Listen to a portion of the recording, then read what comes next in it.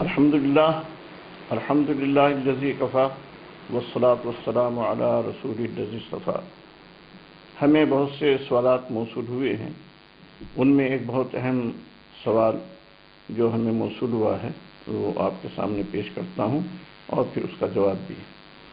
سائل لکھتے ہیں، کل میں نے آپ کا ویڈیو سنا، آپ نے فدیے اور کفارے کی آسان انداز میں وضاحت فرمائی ہے، جزاک اللہ خیر۔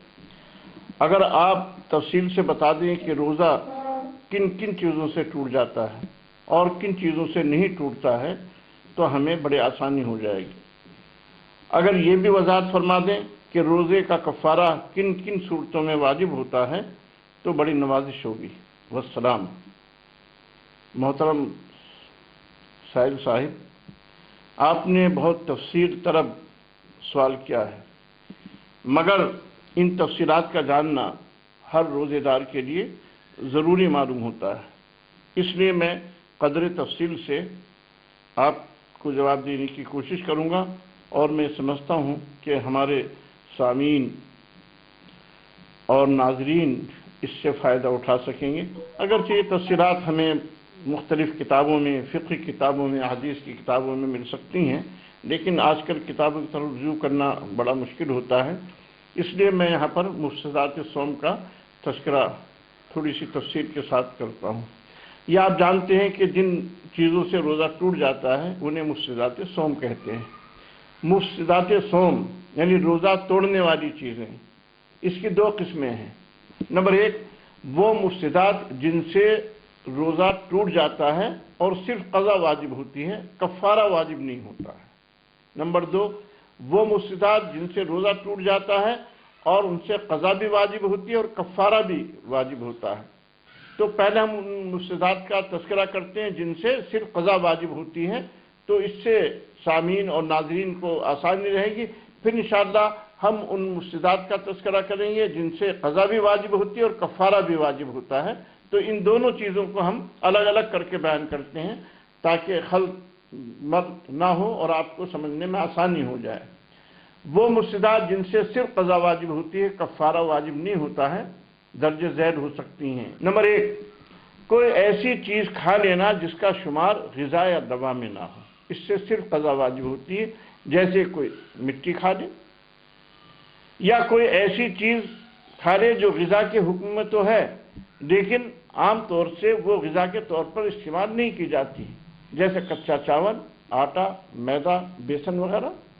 تو یہ کچی چیزیں نہیں استعمال ہوتی ہیں غذا کے طور پر، تو ان سے قضا واجب ہوگی روزے کی، روزہ ٹوٹ جائے گا۔ اسی طرح کوئی شخص اگر جان بوجھ کر منہ بھر کر قے کرتا ہے تو اس سے قضا واجب ہو جائے گی، اور اگر بغیر قصد کے قے آ جاتی ہے تو اس سے روزہ نہیں ٹوٹے گا۔ لیکن کوئی جان بوجھ کر قصداً اگر قے کرتا ہے اور وہ منہ بھر کر ہو تو اس سے روزہ ٹوٹ جاتا، اگر تھوڑی قے ہو تو اس سے روزہ نہیں ٹوٹے گا۔ اسی طرح سے کسی نے قصداً قے نہیں کی، قے اس کو آئی تھی لیکن اس نے قے اپنے حلق میں واپس لے لی، اس کو معدے میں لے گیا وہ، تو اس کا بھی روزہ ٹوٹ جائے گا۔ اسی طریقے سے سحری میں کسی نے کھجور کھائی تھی اور گوشت کھایا تھا، اس کا حصہ داڑھ میں اور دانت میں رہ گیا اور اس نے طلوع فجر کے بعد اس کو کھا لیا، تو ہم یہ دیکھیں گے کہ اگر وہ اس کی مقدار ایک چنے سے زیادہ ہے تو روزہ فاسد ہو جائے گا، روزہ ٹوٹ جائے گا، اور اگر چنے سے کم اس کی مقدار ہے تو روزہ نہیں ٹوٹے گا۔ یہ بات ذہن میں رکھیے کہ ہم یہاں پر جو حنفی مسلک ہے اس کے تحت مسائل بیان کر رہے ہیں، اس لیے کہ ہندوستان میں رہنے والوں کی بڑی تعداد یعنی اکثریت احناف کی ہے۔ ہم بہت سارے علماء کے باہمی اختلافات کا تذکرہ نہیں کر رہے ہیں کہ اس سے الجھن اور پیچیدگی پیدا ہوتی ہے۔ اسی طرح سے کسی شخص نے پیٹ یا دماغ کے زخم میں دوا ڈالی اور وہ دوا پیٹ میں یا دماغ کے اندر پہنچ گئی تو اس سے بھی روزہ ٹوٹ جاتا ہے اور قضا واجب ہوتی ہے، کفارہ واجب نہیں ہوتا ہے۔ اگر کلی کرتے وقت اس نے منہ میں یا ناک میں پانی ڈالتے وقت کچھ پانی حلق سے نیچے اتار لیا تو اس کا روزہ فاسد ہو جائے گا۔ ایک شخص کلی کر رہا تھا، کلی کرتے ہوئے اس نے جان بوجھ کر کچھ پانی حلق سے نیچے اتار لیا. اگر وہ سہون پانی حلق سے نیچے چلا جائے بھولے سے بغیر قصد کے تو روزہ نہیں ٹوٹے گا، لیکن جان بوجھ کر اگر تھوڑا سا پانی بھی حلق سے نیچے چلا جاتا ہے تو اس کا روزہ فاسد ہو جائے گا. اسی طریقے سے اگر کوئی شخص اپنا تھوک منہ کے اندر ہی نگل لے، یعنی تھوک آیا اس کو اس نے نگل لیا منہ کے اندر ہی، باہر نہیں نکالا تھا، تو روزہ نہیں ٹوٹے گا. لیکن اگر تھوک اس نے باہر نکال لیا منہ سے اور پھر اس کو نگل لیا تو روزہ ٹوٹ جائے گا، کیونکہ وہ چیز باہر سے اس کے حلق میں گئی ہے. اسی طرح سے اگر دانتوں کا خون حلق میں تھوک کے ساتھ چلا جائے تو یہ دیکھا جائے گا کہ خون کی مقدار کیا ہے. اگر خون کی مقدار زیادہ ہو تو روزہ ٹوٹ جائے گا اور قضا واجب ہوگی، لیکن اگر تھوڑا بہت خون ہے اور وہ حلق میں چلا گیا ہے تھوک کے ساتھ تو اس سے روزہ نہیں ٹوٹے گا. فرض کیجئے سحری کا وقت ختم ہو گیا، کسی نے یہ سمجھ کر بعد میں کھا پی لیا کہ ابھی سحری کا وقت ہے، پھر اسے معلوم ہوا کہ سحری کا وقت ختم ہو چکا تھا، تو پھر اسے قضا کرنا ہوگی روزے کی، اس کا روزہ نہیں ہوگا. اسی طرح کان ناک میں تیر ڈالیں اور وہ اندر چلا جائے تو پھر اس سے روزہ فاسد ہو جاتا ہے اور اس سے قضا لازم آتی ہے. ایک شخص نے بھولے سے کچھ کھا پی لیا، پھر اس نے یہ سمجھا کہ اب تو روزہ نہیں رہا، میرا روزہ ٹوٹ گیا، اور پھر اس نے جان بوجھ کر کھا لیا تو قضا واجب ہوگی، کفارہ واجب نہیں ہوگا.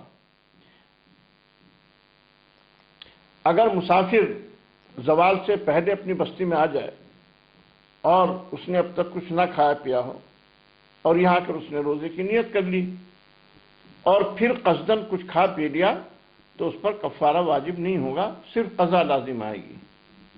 صبح کے وقت روزے کی نیت نہیں کی تھی مگر زوال سے پہلے اس نے نیت کر لی اور پھر کچھ اس نے کھا پی لیا تو اس پر کفارہ لازم نہیں آئے گا، صرف اسے قضا کرنی ہے. کسی عورت نے جان بوجھ کر روزہ توڑ دیا اور اسی دن اس کو حیض آ گیا تو اس پر کفارہ واجب نہیں ہوگا، صرف اسے روزے کی قضا کرنا ہوگا. یہ وہ مفسدات تھے جو بہت اہم ہیں اور جن سے عام طور سے سابقہ پیش آتا رہتا ہے، ورنہ مفسدات کی ایک طویل فہرست ہے، ہم اسے کئی نشستوں میں بیان کر سکتے ہیں، لیکن بہت زیادہ تفصیل میں نہیں جا رہے ہیں، اس لیے کہ رمضان بہت تیزی سے گزر رہا اور بہت سی چیزیں ہمیں بیان کرنی ہیں. اب ہم وہ چیزیں بیان کریں گے جن سے روزہ نہیں ٹوٹتا ہے، یعنی جو مفسدات صوم نہیں ہیں. پہلی بات یاد رکھیے، بھولے سے کچھ کھا پی لیا تو روزہ نہیں ٹوٹتا. اسی طرح سے بھولے سے اگر کلی کرتے وقت حلق میں پانی چلا گیا، اس وقت روزہ یاد نہیں تھا تو روزہ نہیں ٹوٹے گا. اگر دانتوں میں کھانے کی کوئی چیز لگی رہ گئی اور وہ نگل لی اور اس کی مقدار چنے سے کم ہے تو روزہ فاسد نہیں ہوگا. اسی طرح یہ بات یاد رکھیے کہ کلی کرنے کے بعد منہ کے اندر جو تری باقی رہ جاتی ہے، اگر تھوک کے ساتھ وہ تری حلق کے نیچے چلی جائے تو روزہ فاسد نہیں ہوگا. اسی طرح دانتوں کا خون بہہ کر تھوک کے ساتھ چلا جائے اور خون تھوک سے کم ہو، تھوک کی مقدار زیادہ ہو، خون کی کم ہو تو پھر روزہ فاسد نہیں ہوگا. اسی طرح اگر کوئی ایسی چیز جو غذا یا دوا سے تعلق نہ رکھتی ہو بلا قصد حلق کے اندر چلی جائے تو روزہ نہیں ٹوٹے گا، جیسے مکھی، مچھر یا گرد و غبار. اسی طرح آنکھ میں دوا ڈالنے سے روزہ نہیں ٹوٹتا، چاہے دوا کا ذائقہ حلق میں محسوس ہو.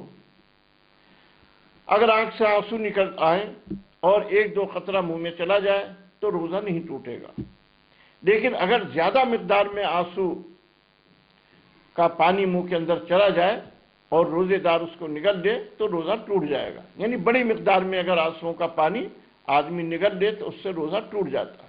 یہ ارادہ قے آ جائے اور وہ قے منہ بھر کر ہو تو بھی روزہ نہیں ٹوٹے گا، لیکن اگر کوئی اس کو حلق میں واپس لے جائے تو پھر روزہ ٹوٹ جاتا ہے. مسواک یا منجن یا ٹوتھ پیسٹ، اسی طرح سے دانت کو صاف کرنے کے لیے کوئی چیز اگر استعمال کی جائے تو اس سے روزہ نہیں ٹوٹتا ہے، اور ان میں سب سے بہتر یہ ہے کہ آدمی مسواک کا استعمال. اسی طرح روزے کی حالت میں اگر احتلام ہو جائے، کوئی شخص مباشرت کرے یا اس کی منی کا اخراج ہو جائے تو اس سے روزہ نہیں ٹوٹتا. سونے کی حالت میں ظاہر ہے کہ آدمی مرفوع القلم ہوتا ہے۔ اسی طرح ایک شخص نے عورت سے مباشرت کی تھی، اس پر غسل واجب تھا، اس نے سحری کھا لی اور اس کے بعد اس نے غسل بھی نہیں کیا، اور اسی طرح جنابت میں اس نے صبح کر لی، تو اس کا روزہ بھی فاسد نہیں ہوتا ہے۔ یعنی وہ گناہ الگ ہے، غسل جنابت نہ کرنا وہ گناہ الگ ہے، لیکن غسل جنابت نہ کرنے کی وجہ سے روزے پر اس کا اثر نہیں پڑے گا، روزہ اس کا فاسد نہیں ہوگا۔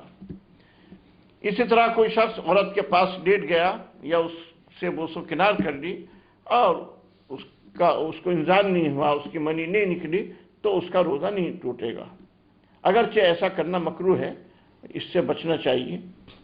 اسی طریقے سے پشنا لگوانا، حجامت کرانا، فسد کرانا یا کسی بھی طریقے سے جسم سے خون اگر کوئی نکلواتا ہے، جیسے بلڈ ٹیسٹ کے لیے خون دیتا آدمی یا بلڈ ڈونیٹ کرتا ہے، تو اس سے روزہ نہیں ٹوٹے گا، اس لیے کہ کوئی چیز معدے یا دماغ میں نہیں جا رہی ہے بلکہ بدن سے خارج ہو رہی ہے، تو بدن سے کوئی چیز اگر خارج ہوتی ہے تو اس سے روزہ نہیں ٹوٹتا ہے۔